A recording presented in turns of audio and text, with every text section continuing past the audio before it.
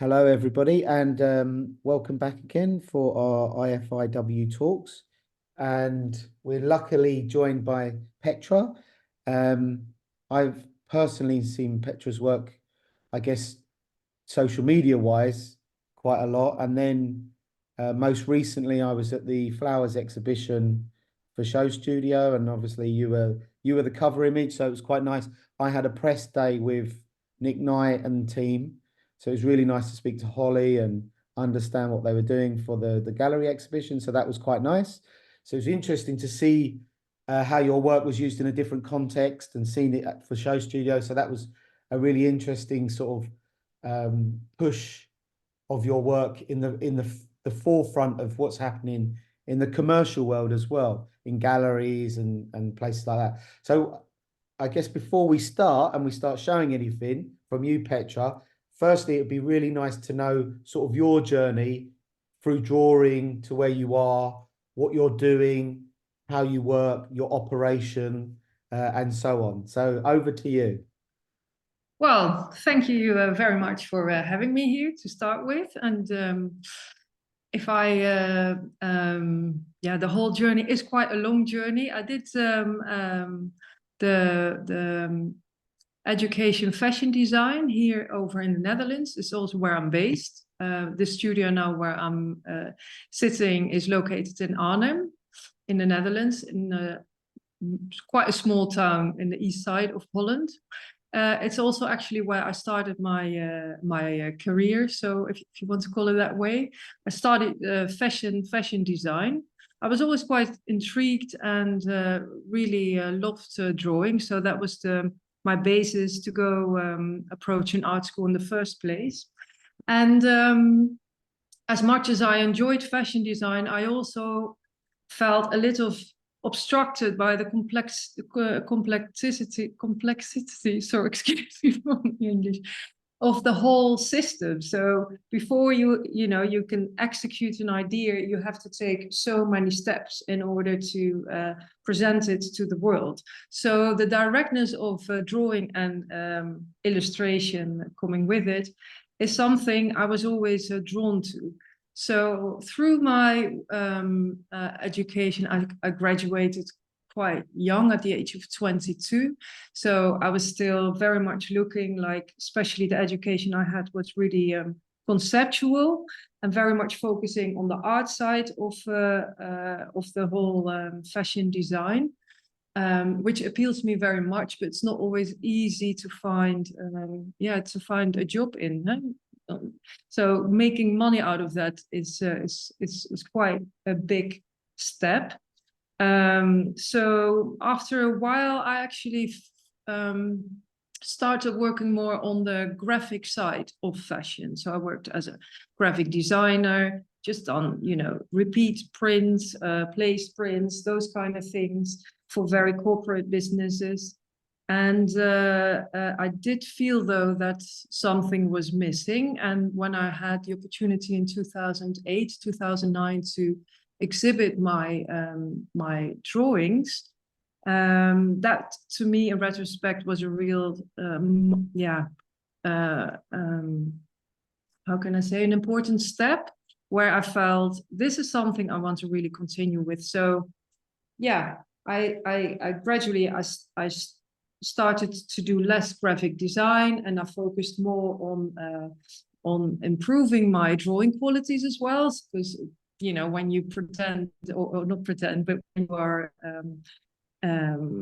when you're saying to yourself, "I want to work as an illustrator," I feel you have to first of all have a certain freedom in the way of drawing. So I went to New York. There's this, it's a very academic art school. It's called the Art Students League.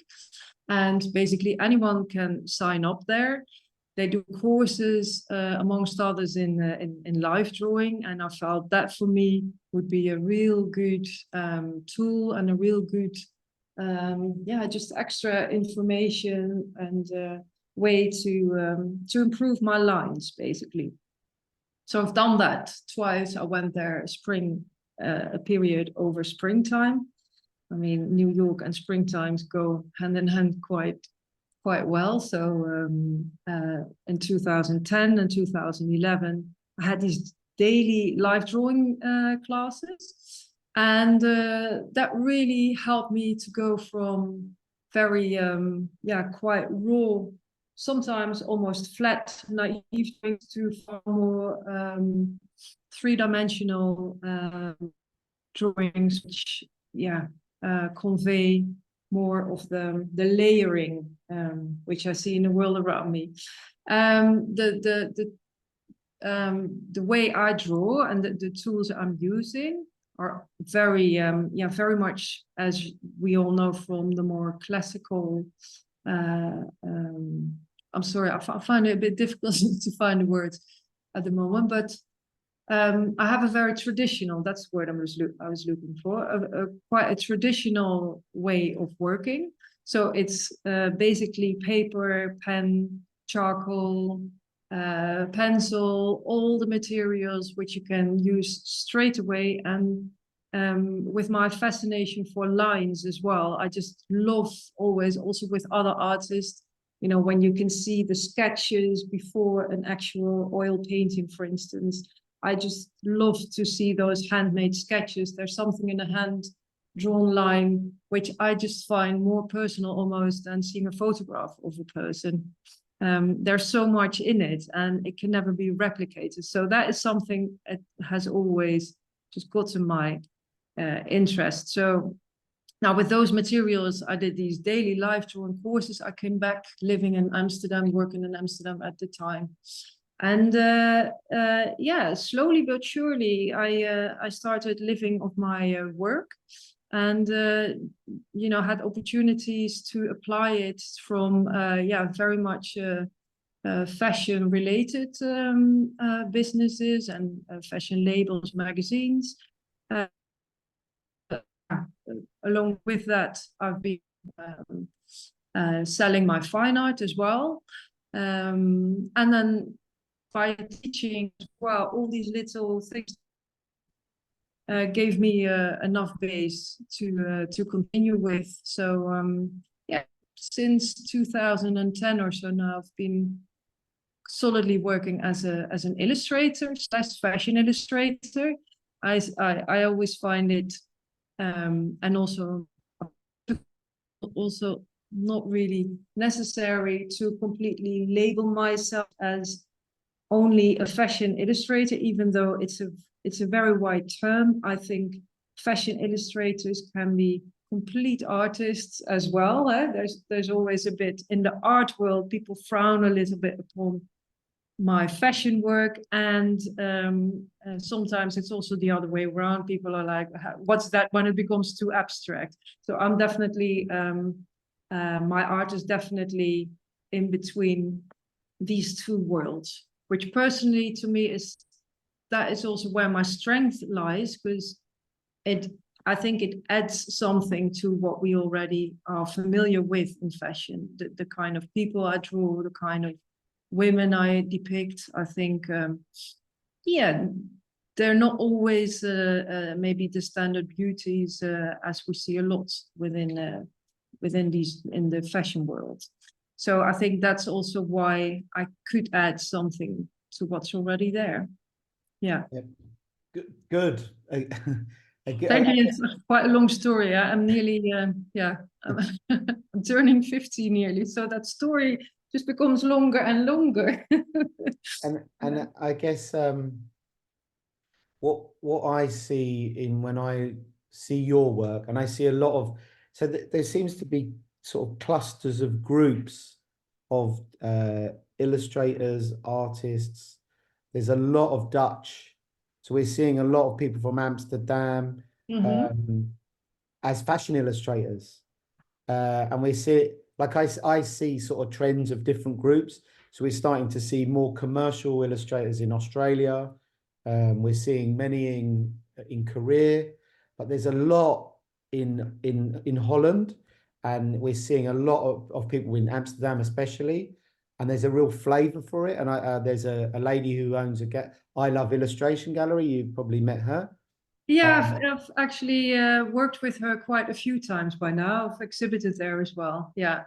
And she came on and was a really powerful, interesting character who, I was like, this is fascinating to see. And, we'd spoken about many things. And I guess what's quite interesting about what you're doing is there's a real bravery in the work. It kind of moves across between art, drawing, and we always talk about fashion illustration is a lost space because it's sort of a fashion art. It's an art space rather than illustration for a children's book or illustrations for editorial. It kind of works like if we look behind you, you've got charcoal drawings. It seems to be people who really love life drawing, um, are in that space of loving fashion and loving drawing, and there's Yeah. a mix of the two. I think the two really go hand in hand well. That's why I'm not only teaching, to get my money together, but it's also for me to keep training, to keep training my eye. And I find it's really important when I depict fashion that you have the connection between the human body and the clothes. So basically, and that's also exactly the point where fashion grabs my fascination. The idea that through clothes you actually change your body every time. So your silhouette is basically that body for the day or so. What kind of silhouette are you willing to wear? Do you want to feel something heavy? Do you want to feel something really tight?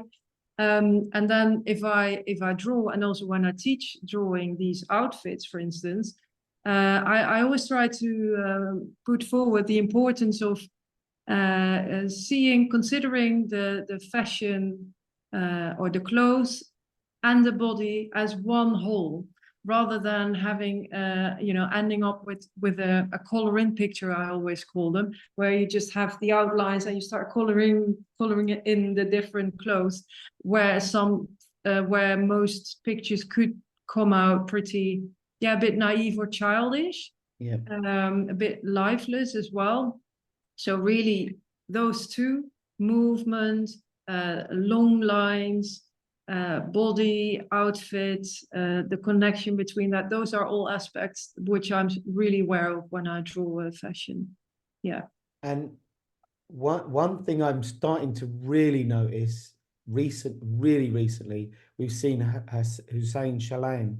He's posted an illustration of his work, and we've seen with Christopher Kane, and we've seen a recent. I saw a post about Alexander McQueen showing his drawings. John Galliano was an amazing illustrator, and I think that the relationship between drawing and fashion is becoming more sort of understood, because I think fashion illustrators before, their role was to illustrate the design for the designer, where now it's Yeah. the mood. They want you to capture the essence of the Yeah. collection rather Yeah. than the design. So the role has been lost a little bit in transit, but I think it's finding its place a bit better now, slowly. Yeah, well, that last, trying to find the essence, I think that lies, that there's definitely where lies my, I think I've got that even written on the first line of my webpage, but that is really what it's all is about. I do believe that as a fashion illustrator, or the world of fashion illustration has many, many layers. So yeah, you can also use fashion illustrations just to reproduce the clothes so people know what to buy or something. But it's just a very, very wide scope in which fashion illustration can be used. But from an artistic point of view, I'm definitely I'm really curious to also not using fashion illustration as the end point of fashion. So you got say an outfit by Loewe or something, and I always use these outfits. I find them, silhouette by silhouette, to me they're like sculptures, they're like pieces of art, and they're starting points for my series as well. Yeah. So my aim is not to give a replication, so to say, but definitely try to put onto paper, like what is it what grabs me? You know, is it the way the proportions go? Is it a certain feeling or certain movement I see? And that is what I try to work around and to enlarge. And sometimes half the outfit of the actual show or half the outfit is not even needed in the end picture. So I also make clear choices, like which elements do I use in my illustration. So in that sense, I think we are all directors as well. And then, you know, you just let go. Like, unfortunately, it's also a profession where you rarely have contact with the people who are offering me all this inspiration. So sometimes it would actually be funny to hear any feedback, like, is there still something you would recognize your own work in or not? There might be designers who go, oh, I don't see it this way at all. But I think there's a beautiful thing in that aspect, that it can be so different, and that we should we should also always aim to really show what we are seeing, rather than what the world would like us to see, or what the designer would like us to see, or maybe the target group would like us to see. So I think that's where our power lies. Yeah. So what would be nice now is, let's have a look at some of your work. So you can show us some of your slides. It'd be good to see. Yes, I would love that. So we go to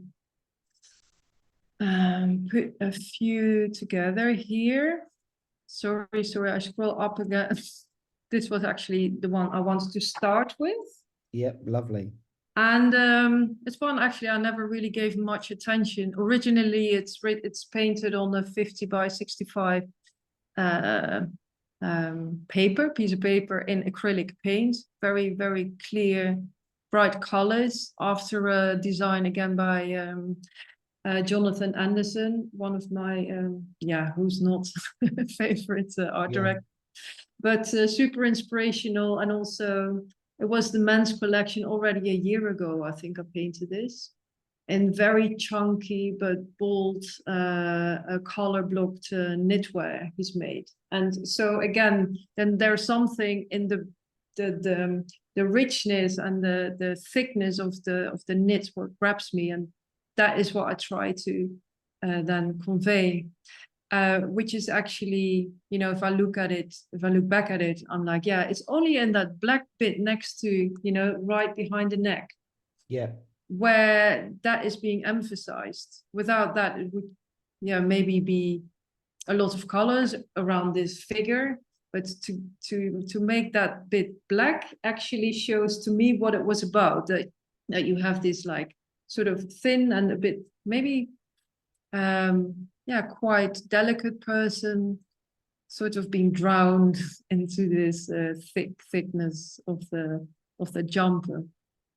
Do you think, because one of the things I notice looking at so many illustrations and drawings of different people, that fashion illustrators from a drawing perspective have a real understanding of line. Like you spoke about, line was really important to you, and through doing life drawing, and you can see your mark making, the fragility. Like if I'm describing what I see as a person who draws, the confidence and the fragility of the line gives spontaneity to the image, where on Instagram or wherever, people who have no education of drawing, it's almost like academic drawing at a really rich level, like Tracy Emin, who has a very fragile line. And people would say, but that's not classic. It's not classical drawing, or I don't understand it. So it talks to a very certain audience. So when I see it, I can see or I could understand and have empathy for a journey of a person who's gone through drawing like Picasso and deconstructs drawing through mark making and line work, and then has the confidence to do an image that is really rich and powerful, which talks to a certain audience. And I think that's a big struggle that a lot of people have, is they do drawings that are quite gestural, and then they feel, oh no, I didn't get 1,000 likes, so I'm going to go back to traditional drawing, and that's where I feel safe because I get 100,000 likes or something. So I feel that when I look at your work, the ability to have confidence to stick with what you do is what makes it great, and it's recognized by, I guess, show studio. They see the magic in what you do. So do you ever have moments where you lose confidence in what you do?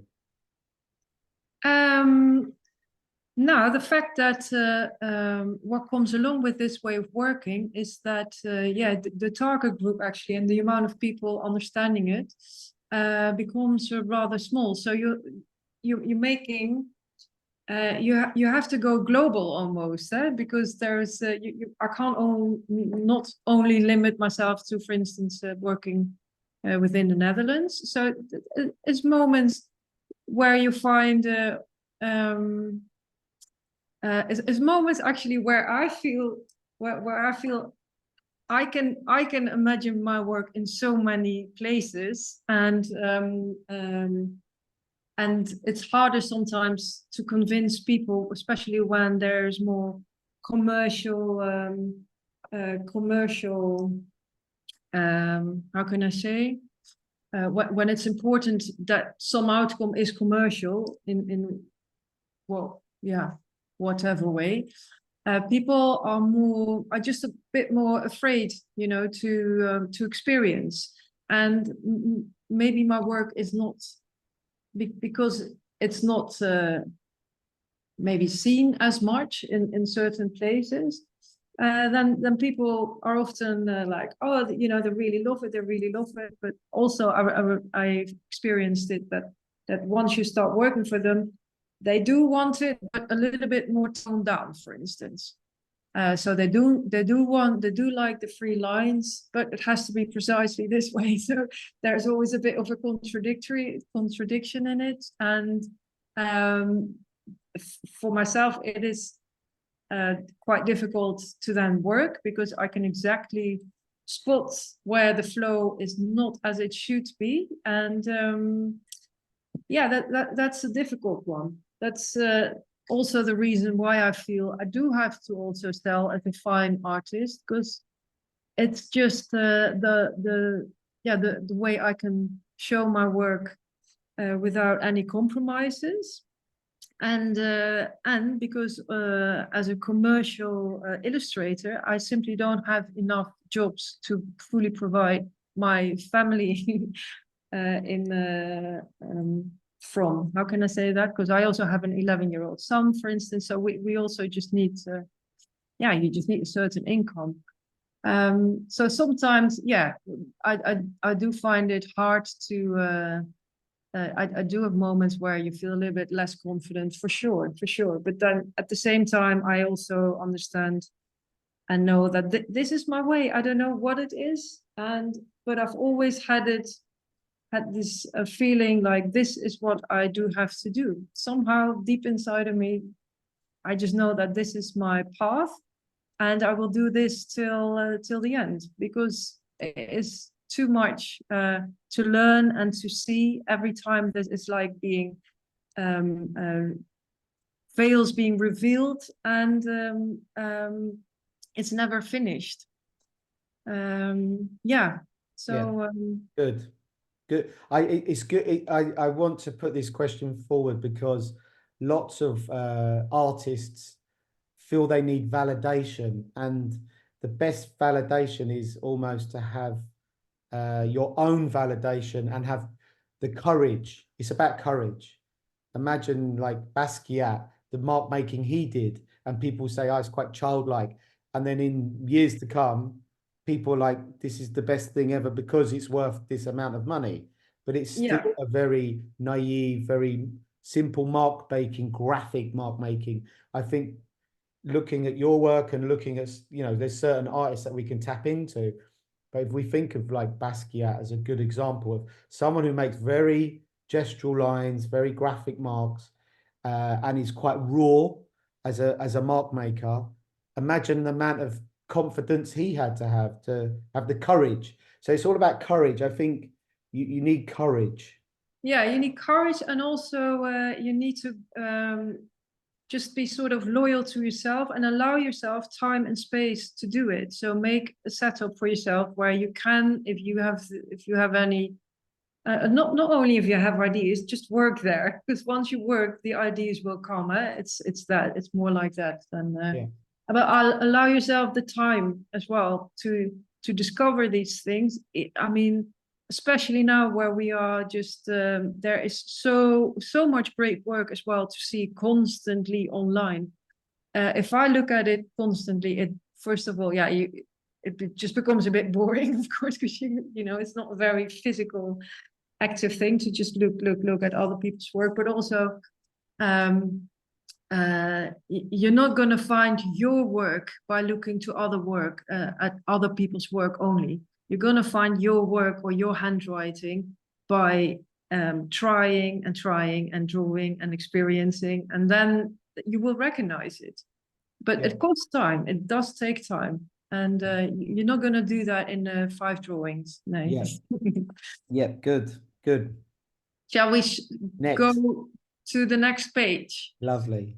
Yeah, so these are 2 because my computer shows 2 in one picture, but it's fine to have these 2 together. Yeah. On the left is a picture after Yamamoto, very black silhouette, but within this blackness you see a lot of layering. I've done it. I drew this when I was working on with Show Studio, Paris Fashion Week. Yeah, if I remember well, 2021, but I'm not 100% sure. I think it was 221. And this picture I've actually recently sold, so that's to a very nice lady, and then it makes me so happy that also with people I love, my favorite pictures usually resonate. So I find that always a very beautiful experience. This is made in black marker, acrylic ink, but then different blacks as well of this acrylic ink. So one is a bit more translucent, as you can see, and then I often apply very I often use the paint very dry, combined with a more how can I say, wetter way of using the paint. So that's what the layering makes it. Yeah, the layer in the background is done with this very, very dry brush.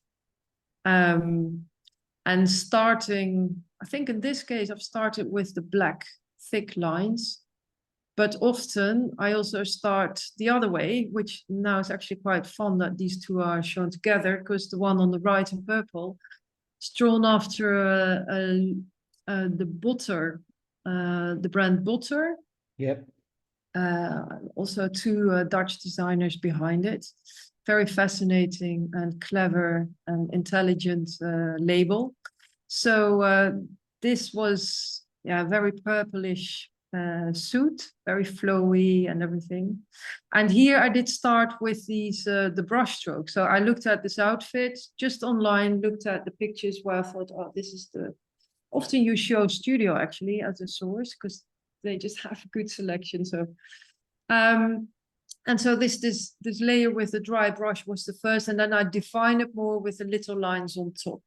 So, and then it's always the question is, how much do I define? How much little lines do I put in to help the viewer's eye, or how much do I leave open? You know, finding the right balance.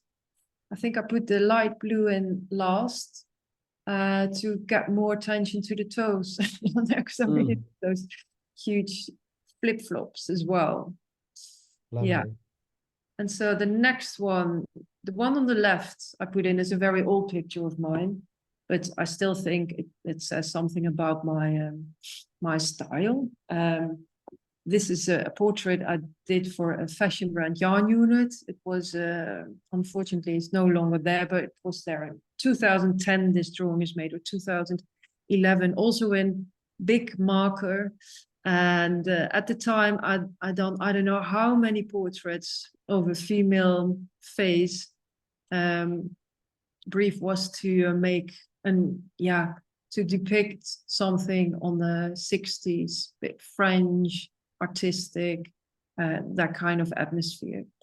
And I've done many faces, and then in the end I put a big fringe in it, like with the last bit of my marker, and that became the one. It's a bit like that, yeah.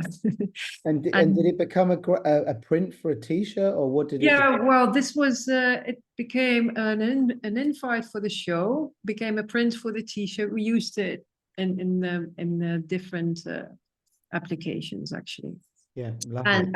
And since up till today, this is the one I'm still selling as a print. And the one on the right, again, a botter picture. In the top, you see the photograph of the trompe-l'œil kind of jumper. I wish I could see the real thing, because I still can't get my head around it. Like, how is this really made? How is this knitted? My interpretation is, you can clearly see. I like the idea of the looseness, and within this chaos, to just slow the eye down almost by making adding, like the way I put the neckline in, it adds this real feeling of substance. That's the point where you can almost grab it from the paper, whereas the rest is more flat. And I like that idea of when you almost weave it into your paper, so areas go from being really flat and just the paper and the lines to almost sculptural, really three-dimensional areas. Yeah. That's something more from how I work lately. You can also see, if you look at these two pictures together, that one's definitely a bit more like flatter and very graphical. And that throughout the years, I started to use more paint, colors, and nuances. Yeah. And this is another version of it on the right side, a little bit closer. And going down, this is the pink version of the jumper. And I thought I'd just show how I often work around one outfit or one subject. So I also see my work as a way of investigating or researching the product. So by drawing, you really look at whatever it is you're drawing. And again, one jumper, that one on the left. Are these quite quick sketches? And do you have lots of reference, or are you working from one piece of reference?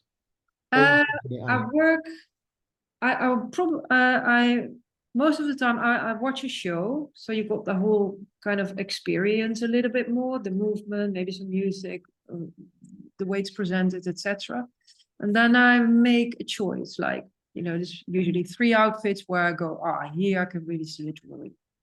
And then I start to draw a quite high amount of just that one outfit, or the jumper in this case, and start to get to an essence. I usually work on about 10 drawings at the same time, or sometimes a bit more, a bit less, but I definitely have a series. So my eye, that's my theory at least, that my eye stays sort of fresh, and I can have a look at my work every time as if I see it for the first time. So the danger for me is when I only look at one work for a day, I tend to lose my, how can I say, my objectiveness, my objective view almost.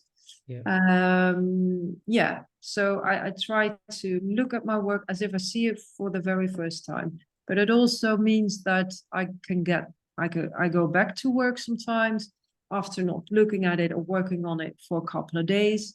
And then I pick it up and I see, for instance, in the case here with the pink jumper, I probably added those little black details to give it just that little bit more three-dimensionality. So it's Yeah. details like that which I add. But the actual starting point, the sketch on the bottom layer, so to speak, that is done in a few minutes. Yeah, that goes pretty quick. Yeah. And have you ever brought it to working live at a show? Like, have you been working live at a show as well? Because your work is so fast. Yeah, well, not very often. I've had a few experiences and they were quite intense. And in terms of that is a true art. What I do here in the studio, I work with live models when we draw from nudes. And we do 1 minute poses, for instance. Lately, we started to also draw after a dancer moving constantly and then make your choice almost and just connect different aspects of what you can grab to each other, and that gives almost a new pose on your page. And I did that also a bit with the idea that I think if you're a good illustrator, you should be able to do some good drawing also right next to the catwalk. So I'm not super experienced with it. And when I did it, I felt like, wow, I just felt like I had been in a tumble dryer almost. It is so intense. There is so much to see. And the hardest point is, or the hardest part I found was to make a choice. So to stop almost looking, I would say, do your sketch, see the essence, do a sketch, and then look again. And yeah, I think that way of concentrating and focusing requires experience. Yeah, but it's interesting. Yeah. Because we've started to introduce over the last few years inviting illustrators to shows. So like at London Fashion Week, we tend to work with like new gen designers because you can have much more space, be more experimental, rather than if you were going to a Dior show and then it's very serious Yeah. and too clinical and too filmed. Where if you go to a new gen designer, they're still creative designs, which is great. And we do backstage and we do front row, and there's still like 1,000 people there, but it's just a great experience. And I think it's a nice challenge. It is definitely. It's definitely. I have one coming up, so on the 5th of March. So that's going to be super exciting as well, for a lingerie brand of all things. It, Yeah. it's good because we had some really interesting moments. And I remember when the very first time we went and everyone was like setting up all their stuff, and I was like, by the time you've set up, they've gone. So you have to be ready like a machine gun, and you are literally, Yeah. and Yeah. it is washing machine effect. There's no time to sort of sit there and ponder. It is get in there and attack Yeah. and sort of go for it. And Yeah. it's a real, and like, with like life drawing, it's really great to do them 15-second poses, 30-second, 5-second, just to get the initial marks down. It's great training. That's the training. It Training. is. Yeah, for sure. For sure. Yeah. And yeah, no, it's the best training there is. And I'm also now, we've set up a group with just some professional illustrators from around here. So that offers me a chance to draw and not teach. And every time you have moments where you go, no, even though when you think you're there or you think you're pretty good at something, and you'll be proven wrong the next time already or the next post. So no, it definitely keeps you alert and both feet on the ground. There is a lot to learn still.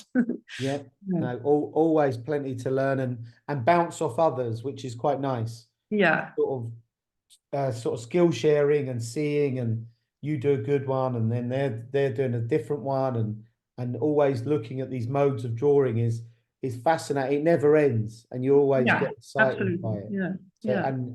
it's just one of them processes. Okay, and the next one, the black shoe. Yeah, that's also a bit of an older one for after Alexander McQueen. Black Calf. I gave it the name Black Calf.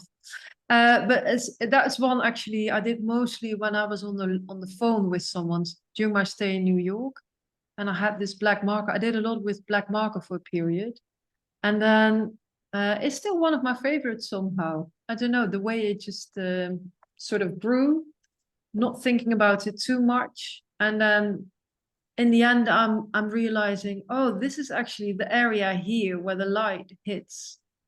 That's my favorite part, and that's a bit how my work works sometimes with elements. Of course, I have a bit of a plan about it. I want to show again a clear silhouette, and almost like these shoes of him, they are like almost pieces of art on its own. So why draw everything above it? Huh? Yeah, So that's why I decided for this specific frame. But then this area is I don't know, it's just where I think, wow, that's where the light just falls on it yeah, without me asking for it. It happened. Yeah, yeah. yeah, like that. Perfect, perfect. So these are a few more. Another shoe, Andreas Grondhaler for Vivienne Westwood. Nice. Also the shoe as a complete world on its own almost. And this was when I was really on fire. That was after having done 5 days already in a row for Show Studio Paris Fashion Week. And yeah, you get into another layer of yourself in terms of creativity and flow. So Yeah, I remember having done that specific collection. It opened new doors to me. Again, yeah, with this dry brush where I sort of was searching for the right shape and then really defining it sharply here, this area. I sold Is, it. is is that Conte, or what have you used to draw the A black?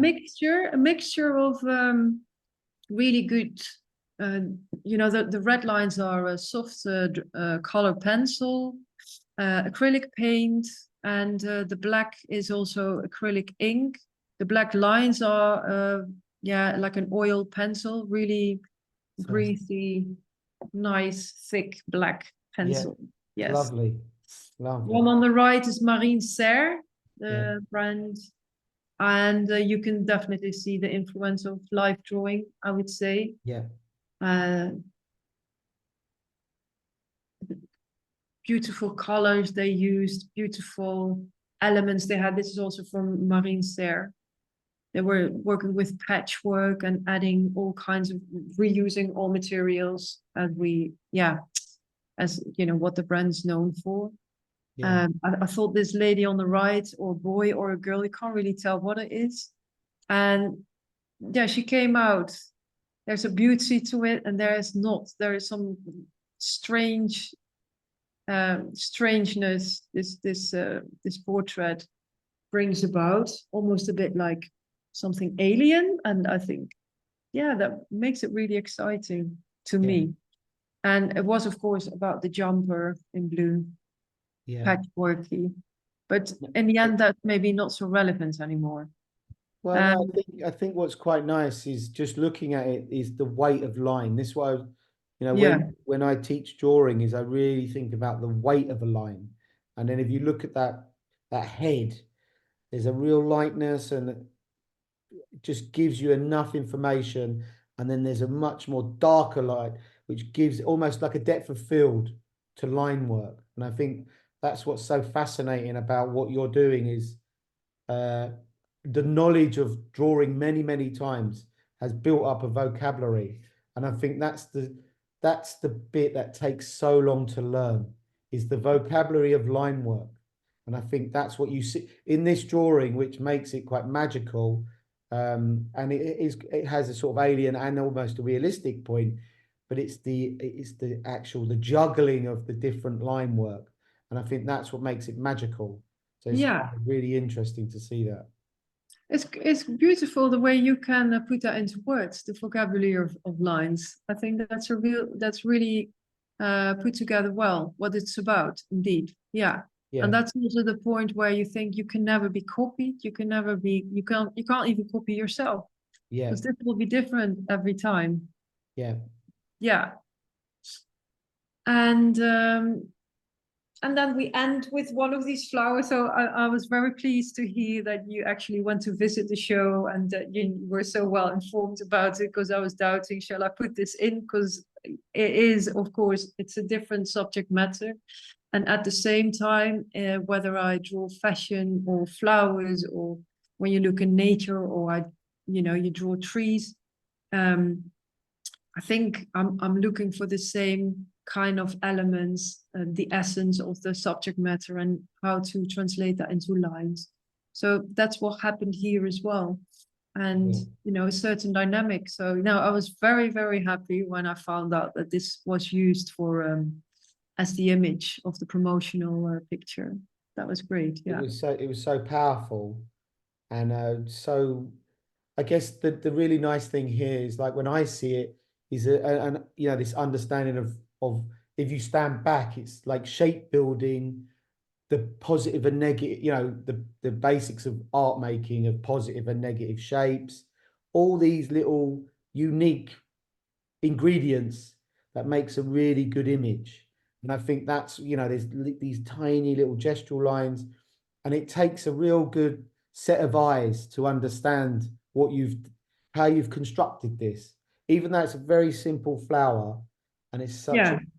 but it gives it there's the hardness, the softness, the understanding of drawing and image making, the use of color, that really like pale yellow, and then you've got that like deep green down here, and I think it's really, it does, this is what I was saying, it takes an eye of good taste to understand all the ingredients that makes up good drawing.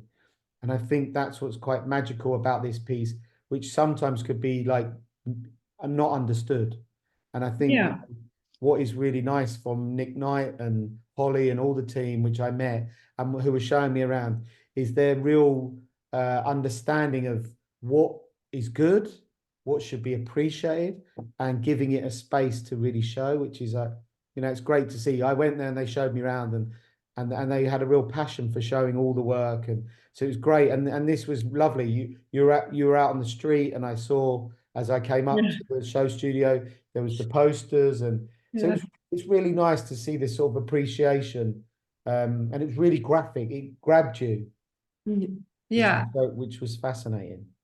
No, it is great. It is worth so much that there are spaces where it's not about money, it's not about getting something out of it, but it's purely for the love of the art, of the energy people put into it. And yeah, to give that a space and a proper platform the way they do is fantastic. Yeah, Yeah, definitely. I know, great.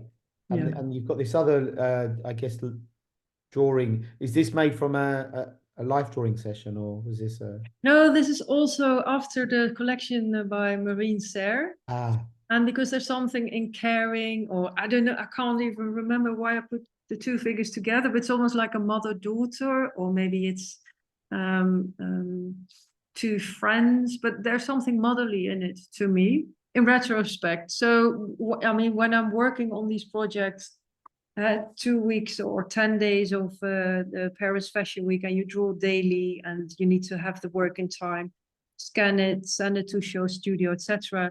It all, yeah, it's in a certain dynamic and speed, where you just produce, and sometimes in retrospect you put it all down, and you realize what you've done almost. yeah, So it's not that I had a fixed plan or a clear message or anything, but I can give it certain messages afterwards, which sometimes is actually the way certain editorials are being selected or chosen. It's after, I've done a certain drawing, and then it fits in the story somehow, or it has some poetic value, and then it can also serve as an editorial.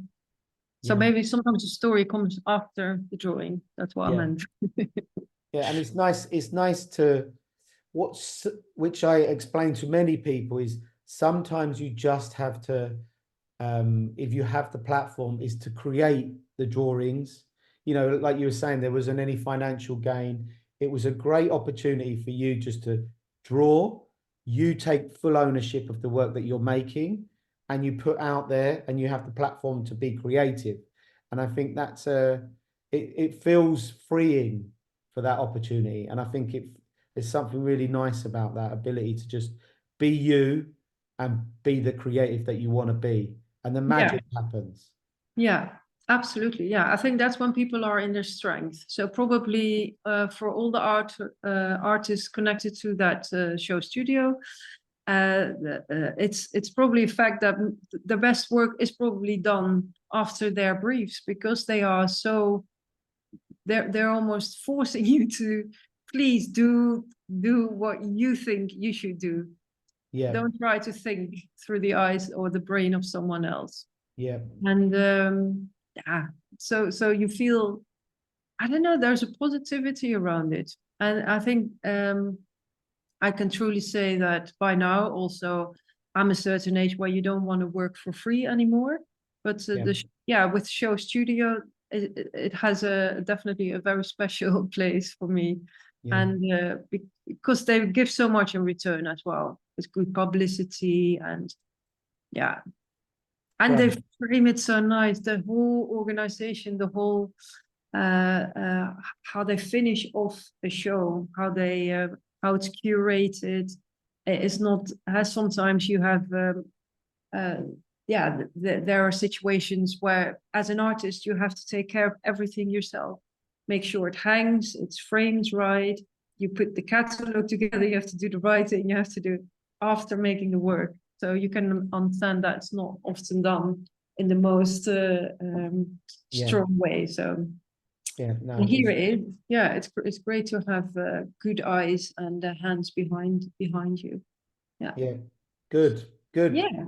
Thank you, Petra. That was amazing. And uh, I guess one thing from listening to this is with because I know lots of the illustrators. Hopefully, one day we could be invited to one of your life drawing sessions. There's lots of people that are in Holland, so I'm going to have to make them aware of your little world.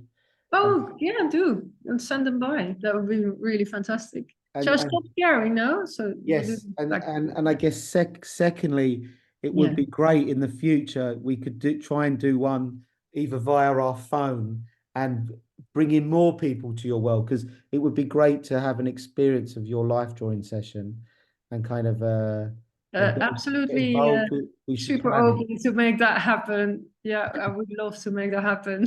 Okay, well, Yeah. let's discuss it because I think just seeing what you do and your approach to drawing is so good, and it would be fascinating to like have an experience and share that with others, because this is the goal of what we do is how could the world become smaller that we can all share and get good eyes and good ears and good hands and good understanders and have all this knowledge like a shared bank of knowledge. And as you say, you know, there'll be people that could pay to come in or whatever. But you know, we think about all these experiences afterwards. But it was lovely to hear that and see your approach to working. So, Petra, thank you for this. And your English was much better than you made out. So you got through it fine. So, but thank you so much, and thank you on Valentine's Day as well. I totally forgot. No. Wow. You still have time to get the flowers now. Yeah, it's my wife kept on saying, I'll draw him a flower. I'll do yeah, quick one now. No, uh, it's a thank day of you. love every day, isn't it? Yes, but Okay. thank you, Petra, and have a lovely day, and thanks for everything. Thank you so much. And Thank good you. luck with Fida as well. Yes, Thank thank you. Bye you. bye. Bye bye. Bye.